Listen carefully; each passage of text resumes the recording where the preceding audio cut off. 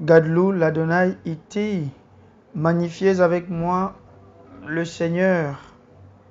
Chers abonnés de Cathol TV, chers amoureux de notre émission, dans laquelle nous commentons les textes sacrés, nous vous souhaitons une fois de plus bonne Pâques, joyeuse Pâques à tous, et nous allons, comme à l'accoutumée, parcourir les textes et commenter les textes de ce troisième dimanche de Pâques.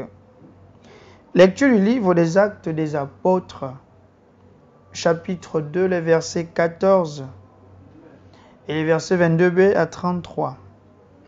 Le jour de la Pentecôte, Pierre, debout avec les 11 apôtres, éleva la voix et leur fit cette déclaration. Vous, Juifs, et vous tous qui résidez à Jérusalem, sachez bien ceci, prêtez l'oreille à mes paroles. Il s'agit de Jésus le Nazaréen, homme que Dieu a accrédité auprès de vous, en accomplissant par lui des miracles, des prodiges et des signes au milieu de vous, comme vous le savez vous-même. Cet homme, livré selon le dessein, bien arrêté et la prescience de Dieu, vous l'avez supprimé en le clouant sur le bois par la main des impies. Mais Dieu l'a ressuscité en le délivrant des douleurs de la mort, car il n'était pas possible qu'elle le retienne en son pouvoir. En effet, c'est de lui que parle David dans le psaume. Je voyais le Seigneur devant moi sans relâche. Il est à ma droite et je suis inébranlable. C'est pourquoi mon cœur est en fête et ma langue exulte de joie. Ma chair elle-même reposera dans l'espérance. Tu ne peux m'abandonner au séjour des morts, ni laisser ton fidèle voir la corruption. Tu m'as appris les chemins de vie. Tu me rempliras d'allégresse par ta présence. Frères, il est permis de vous dire avec assurance au sujet du patriarche David qu'il est mort, qu'il a été enseveli et que son tombeau est encore aujourd'hui chez nous. Comme il était prophète, il savait que Dieu lui avait juré de faire asseoir sur son trône un homme issu de lui. Il a vu d'avance la résurrection du Christ dont il a parlé ainsi. Il n'a pas été abandonné à la mort et sa chair n'a pas vu la corruption. Ce Jésus, Dieu l'a ressuscité. Nous tous, nous en sommes témoins. Élevé par la droite de Dieu, il a reçu du Père l'Esprit Saint qui était promis et il l'a répandu sur nous, ainsi que vous le voyez et l'entendez. Chers amoureux de notre chaîne Cathol TV, nous sommes toujours dans ce qu'on appelle le discours inaugural de Pierre. En parallèle au discours inaugural de Jésus dans l'évangile de Luc au chapitre 4, nous avons dans ce second tome de Luc le discours inaugural de Pierre. Discours que Pierre tient debout. Le texte parle de statéis, c'est-à-dire il se met au centre. Pierre n'a pas peur de parler à ceux-là même qui ont été témoins de la mort de Jésus, ceux-là même qui ont causé sa chute. Pierre, debout, rempli de l'Esprit Saint, se met à parler. En voilà la force de l'Esprit Saint. L'Esprit Saint nous donne la force de ne plus avoir peur, de nous exprimer. Et Pierre, qui parle, qui prononce ce discours, le dit un jour très spécial. C'est durant cette fête de pèlerinage qui fait partie des fêtes d'obligation chez les Juifs, celle qu'on appelle Pentecôte, dans la version traduite du grec, Pentecôte, mais qui, chez les Hébreux, s'appelle Shavuot, la fête qui commémore le don de l'alliance de Dieu au Sinaï, Moïse qui reçoit cette alliance. Dieu qui tisse l'alliance avec son peuple, ce qui marque l'acte de naissance d'Israël comme peuple de Dieu, comme peuple exclusif appartenant uniquement à Dieu. Prononcer ce discours le jour de Shavuot n'est donc pas hasardeux. C'est affirmer que la nouvelle alliance nous est donnée en Jésus-Christ. Et il va signifier cela. Pourquoi est-ce que nous devons nous lier à Jésus?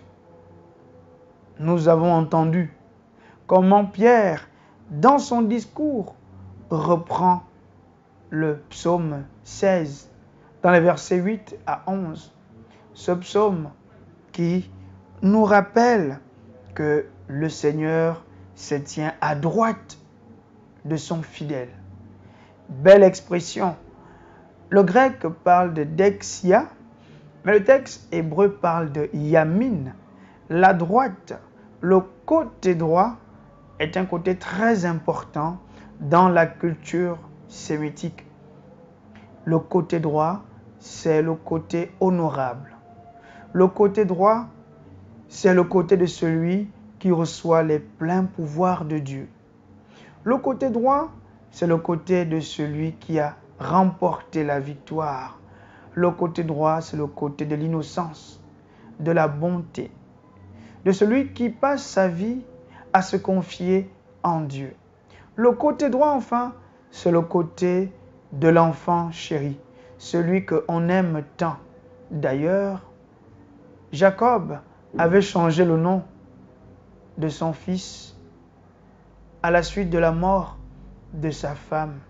Rachel, qui en mourant, avait surnommé le petit frère de Joseph Ben-Oni, fils de ma douleur, fils de ma souffrance, fils de ma perte.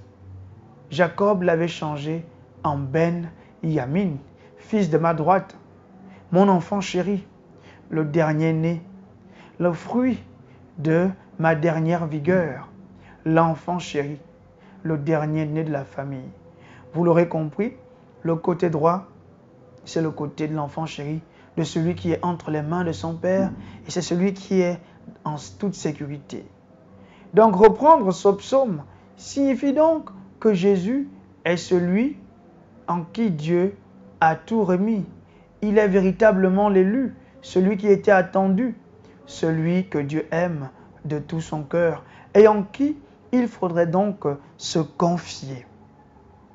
Et Dieu va le révéler dans le discours toujours de Pierre.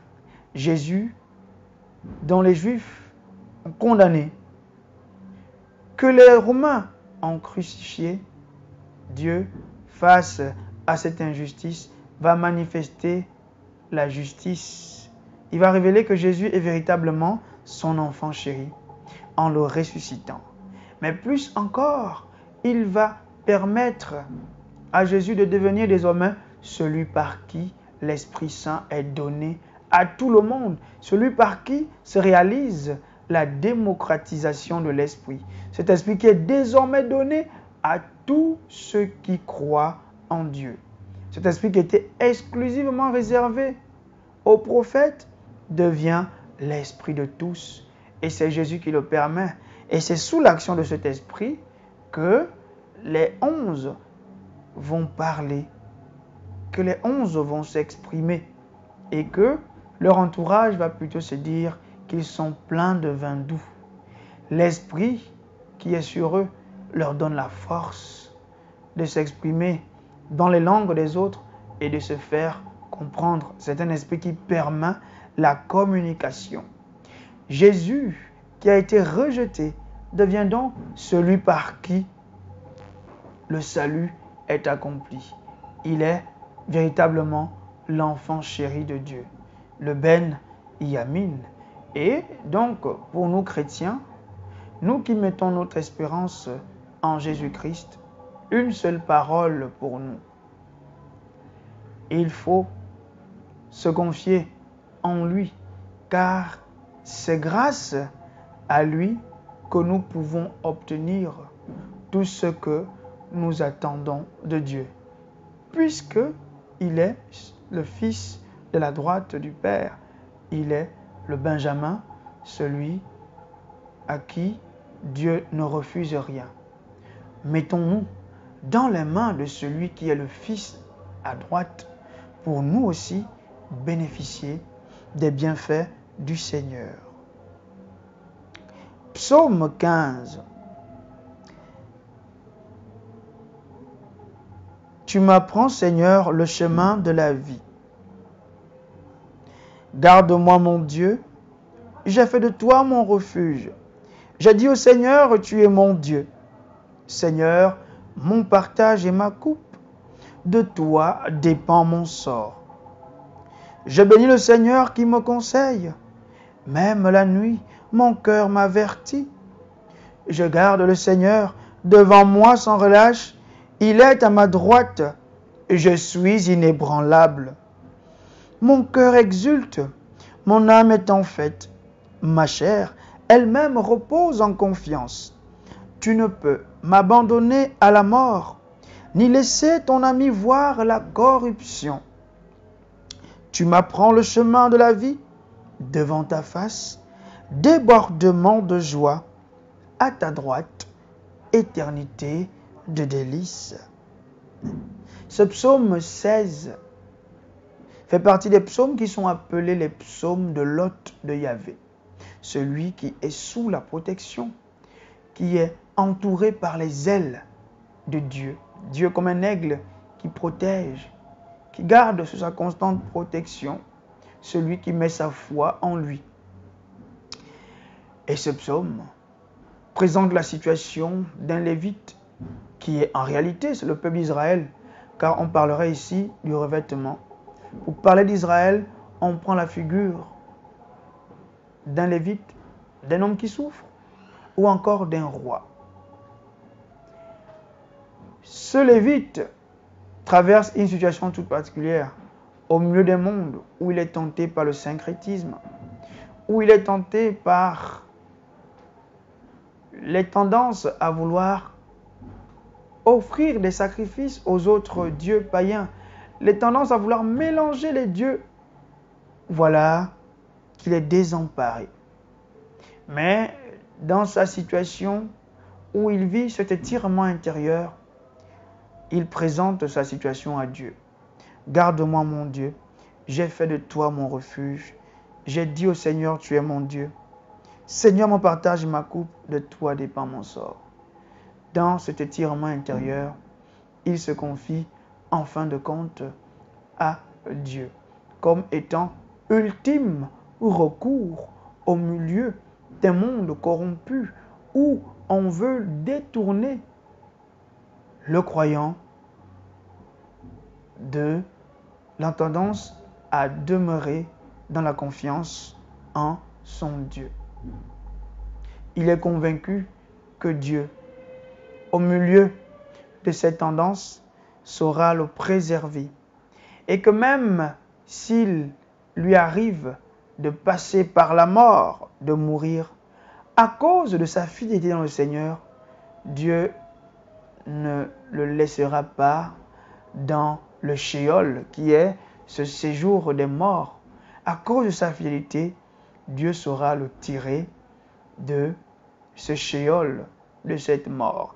Et c'est tout le sens de ce dernier qui, ami de Dieu, ne peut pas connaître la corruption. C'est-à-dire, la corruption signifie la putréfaction, la victoire de la mort sur celui qui s'est endormi. Mais le fait qu'il ne connaisse pas la corruption, ça veut donc dire qu'il sort vainqueur de la mort.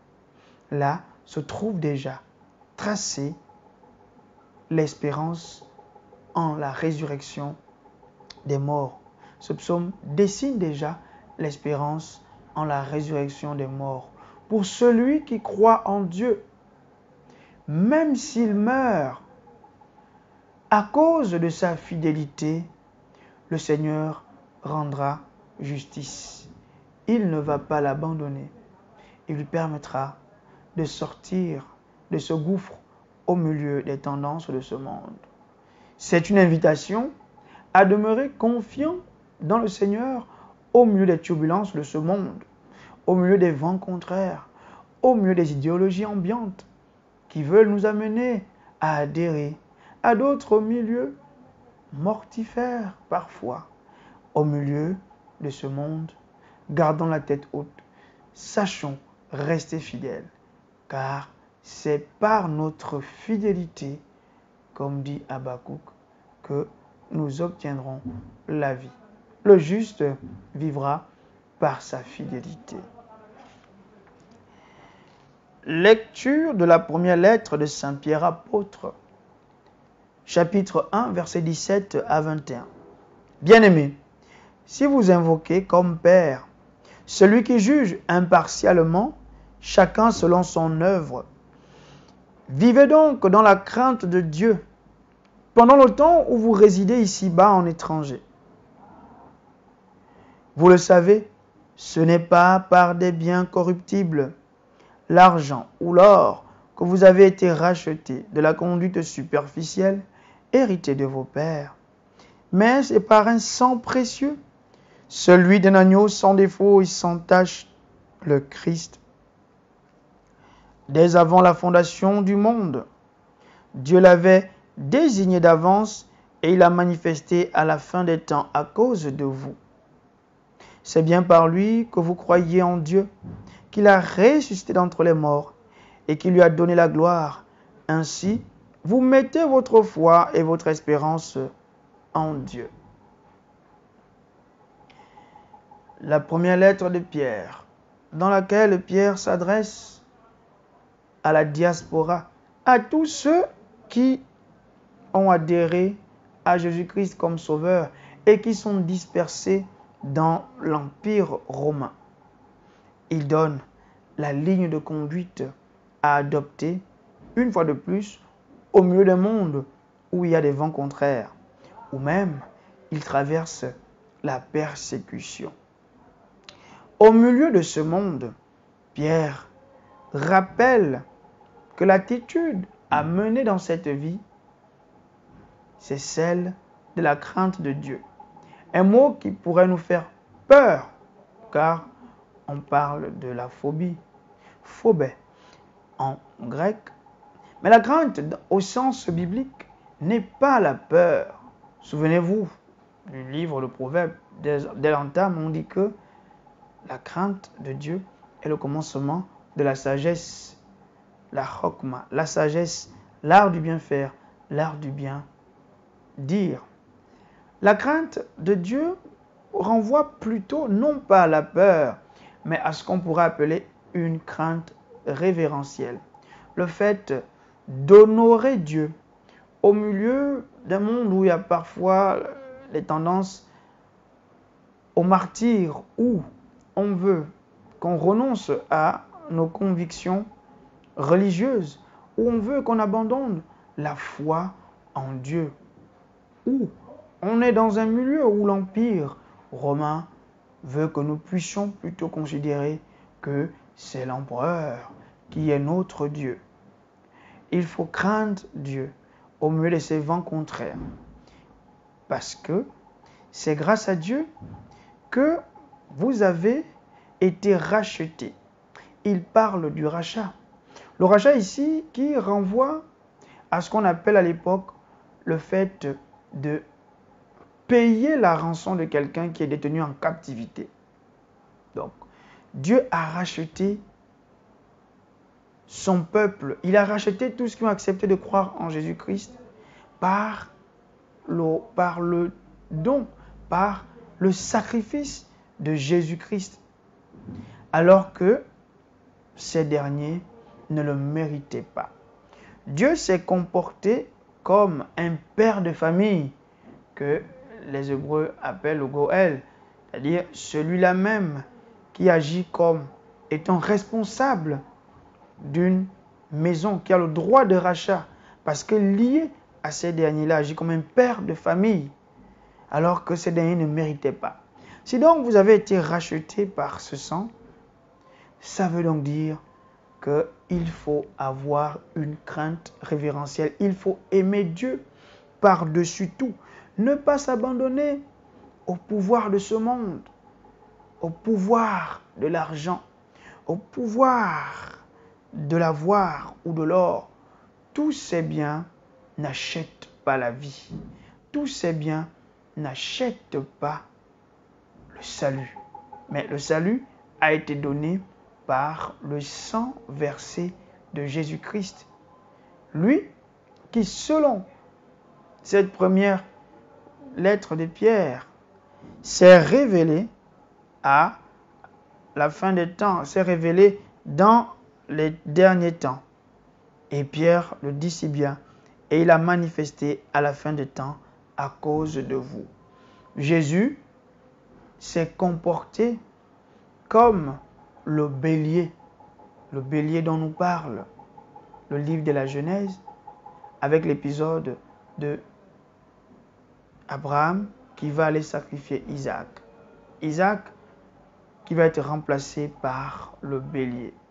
Et dans la tradition juive qu'on appelle les commentaires des Targum, il est dit que c'est à la fin de la création, à l'achèvement du monde, que Dieu a créé le bélier. À la fin du monde. Pourquoi? Pour qu'il soit le lieu, celui par lequel, l'animal par lequel devait être donné le salut. Donc Jésus, en se révélant comme agneau de Dieu, remplace ce bélier. Là, on a l'image donc du remplacement d'Isaac par le bélier.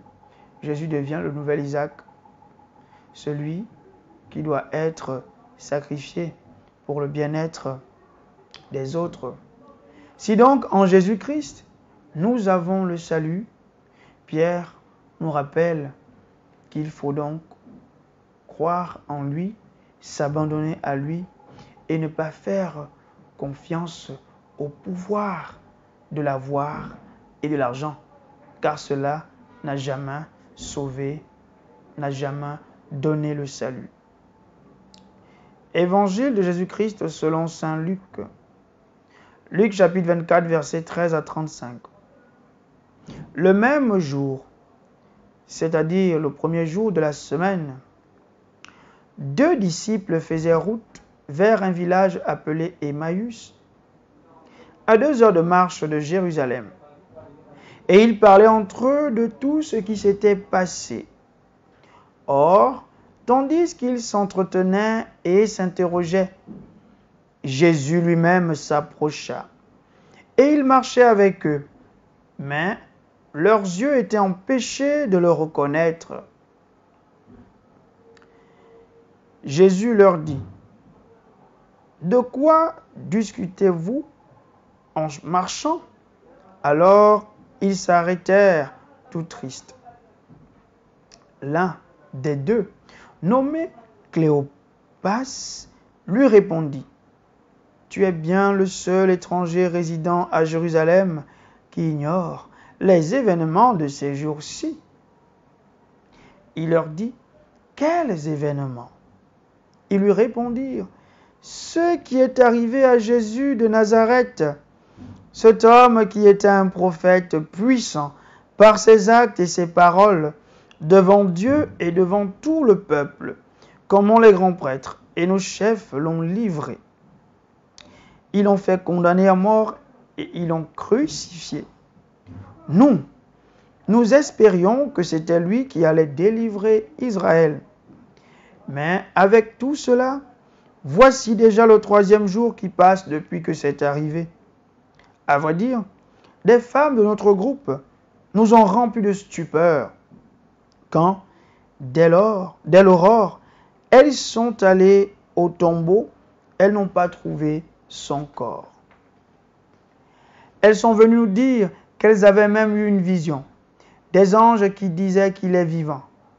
Quelques-uns de nos compagnons sont allés au tombeau, et ils ont trouvé les choses comme les femmes l'avaient dit. Mais lui, ils ne l'ont pas vu. Il leur dit alors, esprit sans intelligence, comme votre cœur est lent à croire tout ce que les prophètes ont dit. Ne fallait-il pas que le Christ souffrit cela pour entrer dans sa gloire? Et, partant de Moïse et de tous les prophètes, il leur interpréta dans toute l'Écriture ce qui le concernait. Quand ils approchèrent du village où ils se rendaient, Jésus fit semblant d'aller plus loin, mais ils s'efforcèrent de le retenir. « Reste avec nous, car le soir approche et déjà le jour baisse. » Il entra donc pour rester avec eux. Quand il fut à table avec eux, ayant pris le pain, il prononça la bénédiction et l'ayant rompu, il le leur donna. Alors leurs yeux s'ouvrirent et ils reconnurent, mais il disparut à leur regard. Ils se dirent l'un à l'autre, notre cœur n'était-il pas brûlant en nous, tandis qu'il nous parlait sur la route et nous ouvrait les Écritures? À l'instant même, ils se levèrent et retournèrent à Jérusalem. Ils y trouvèrent réunis les 11 apôtres et leurs compagnons, qui leur dirent, le Seigneur est réellement ressuscité.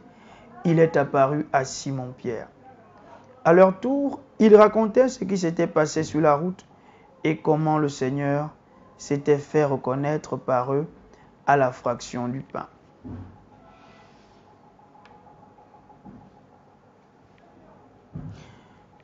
Nous sommes dans ce beau passage de l'évangile de Luc.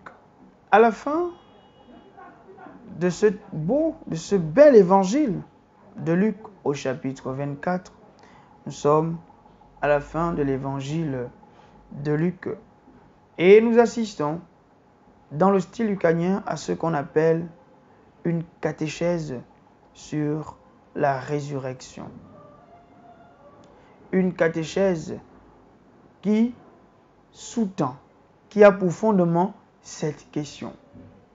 Où rencontrer aujourd'hui le Seigneur? Où rencontrer aujourd'hui le Seigneur? Alors, pour nous édifier sur les lieux de rencontre de Jésus, on nous donne ces différents lieux. On rencontre Jésus d'abord dans la vie de Jésus, dans ce qu'il a été durant sa vie. Ensuite, on rencontre Jésus dans les Écritures et enfin dans le sacrement. C'est un passage qui veut en fait s'adresser à ceux qui n'ont pas eu ce privilège de faire l'expérience de la rencontre personnelle avec Jésus qui a marché dans les rues de Galilée. Vous n'avez pas à vous morfondre. Vous n'avez pas à penser que Jésus est lointain de vous. Trouvez dans ce passage les lieux de présence de Jésus. Alors le texte nous dit que 2 disciples font route vers Emmaüs. Emmaüs, les archéologues ne s'accordent pas sur la véritable situation où située cette ville. Mais avec le nombre de kilomètres, on évalue Emmaüs, en parlant de ces 60 stades, on évalue Emmaüs à peu près à 2 heures de marche, donc à 11 kilomètres. 2 disciples font route, l'un dont le nom nous est connu, Cléopas, et l'autre dont le nom demeure pour nous inconnu, l'autre disciple, et que certains biblistes rangent dans l'ensemble des croyants. D'ailleurs, un bibliste appelé Charles Perrault dira que dans le disciple innommé se trouvent présents les noms de tous ceux qui croient en Jésus-Christ. Ces disciples font face à une situation atroce, le scandale de la croix. Celui en qui ils avaient mis leur espoir, celui-là n'est plus. Espoir perdu. Ils vivent dans l'obscurité. C'est le règne du désespoir. Ils empruntent la route du désespoir, la route du questionnement, la route de celui qui ne sait plus à quel sens se vouer. Et dans cette situation atroce, dans ce questionnement, voilà que les rejoint Jésus. Mais le texte précise que leurs yeux étaient empêchés de le reconnaître. Epignomai. C'est-à-dire que quand Jésus ressuscite et qu'il se manifeste, reconnaître, dans le texte grec, pas de epignomai, signifie que c'est Jésus qui a l'entreprise de permettre aux gens de savoir que c'est lui. Donc, la résurrection de Jésus lui donne un corps qui n'est pas facilement reconnaissable par ceux qui n'ont pas encore compris la réalité de sa résurrection, ou encore par ceux qui sont enfermés dans le désespoir, ceux qui sont enfermés dans l'image qu'ils avaient avant de Jésus-Christ.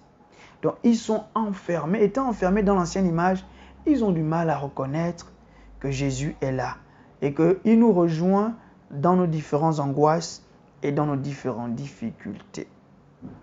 Et Jésus de poser donc cette question: de quoi discutez-vous en marchant?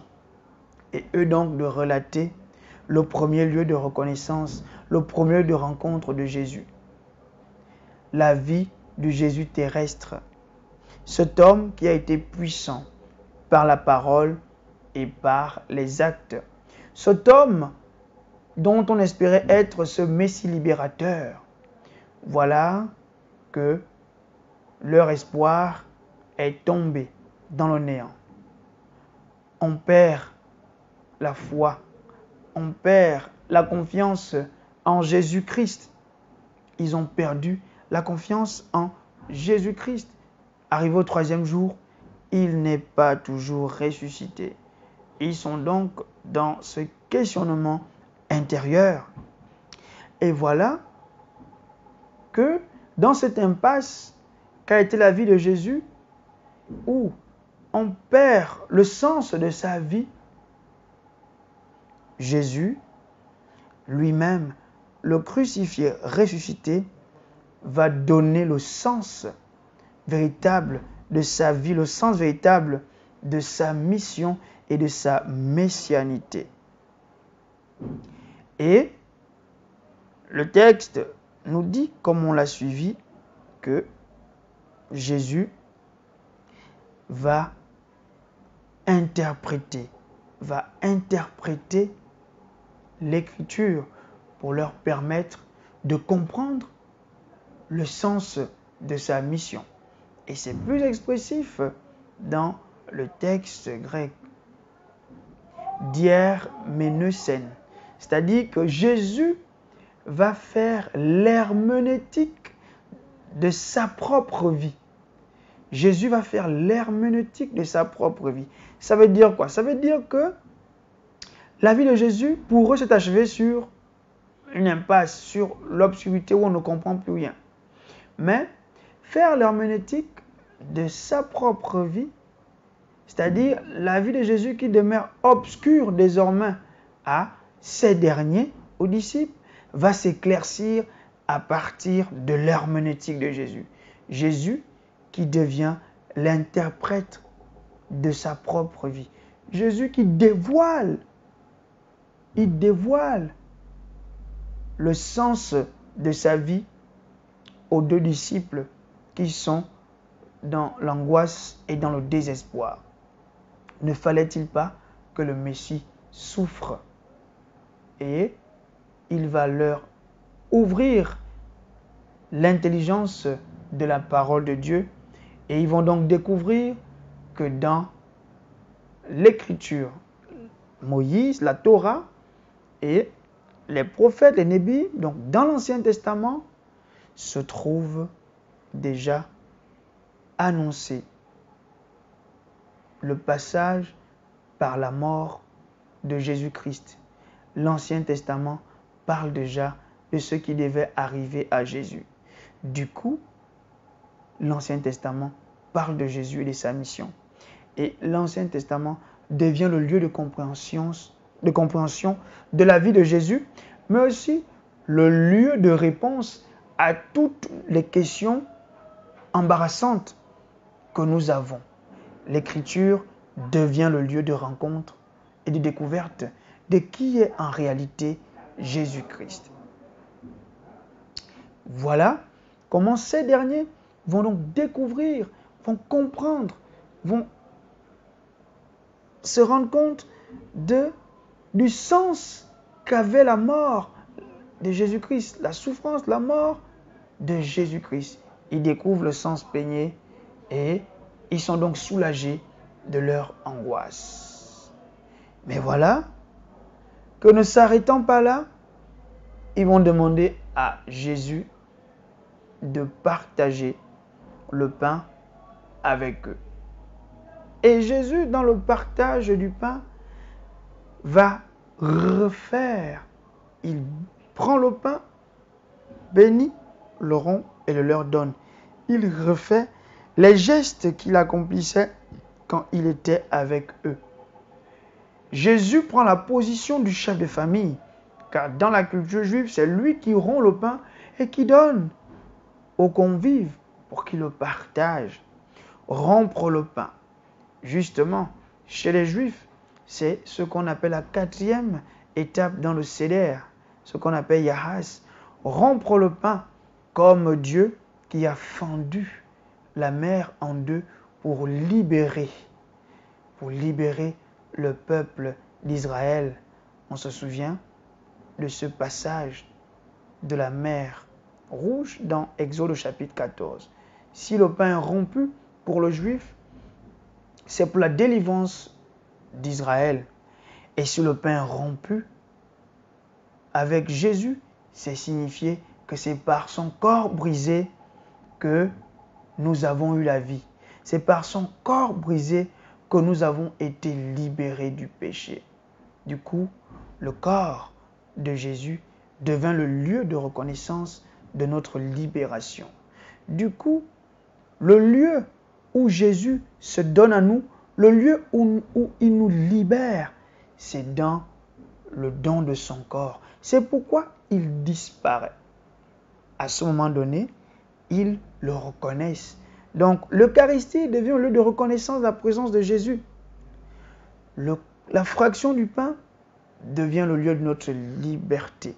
C'est pourquoi, dans notre Église et dans le Vatican II, Sacrosanctum Concilium nous rappelle que l'Eucharistie est fons et culmen. Il est fondement et sommet de la vie chrétienne. Dans l'Eucharistie, tout nous est donné. C'est le sommet de notre libération. Il n'y a plus rien d'autre de plus. Jésus est notre libérateur. Et il se révèle à nous, il se fait reconnaître à nous comme libérateur. Du coup, aujourd'hui, les lieux de reconnaissance de Jésus-Christ, les lieux de soulagement de nos détresses, les lieux de rencontre avec Jésus devient sa parole, les Écritures, mais aussi son corps, la fraction du pain, l'Eucharistie. Voilà les deux lieux où Jésus se manifeste. Nous devons donc, pour nous chrétiens, réaliser que si nous voulons trouver solution à nos difficultés, si nous voulons être soulagés de nos angoisses et de nos questionnements, il faut être familier de l'Écriture et familier du corps du Christ. Que le Seigneur nous donne la force et la grâce d'être des amoureux de sa parole, mais aussi des assoiffés de son corps, les lieux où il demeure présent au milieu de nous. Le Shana Abba Bi Yerushalayim, l'an prochain à Jérusalem, vous parlez comme les Juifs, signifiant ainsi que nous terminons ce commentaire sur la note de l'espérance. L'an prochain à Jérusalem. Que Dieu vous bénisse.